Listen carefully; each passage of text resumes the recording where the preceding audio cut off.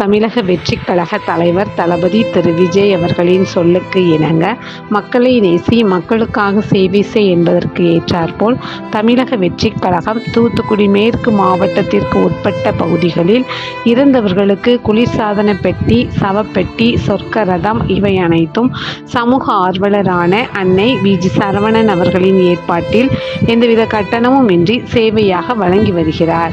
இந்நிலையில் தீப்பாய்ச்சி ஊரைச் சேர்ந்த தங்கராஜ் அவர்களின் மனைவி ரத்னம்மாள் அவர்கள் 5/10/2025 அன்று வயது மூப்பு காரணமாக காலமானார்.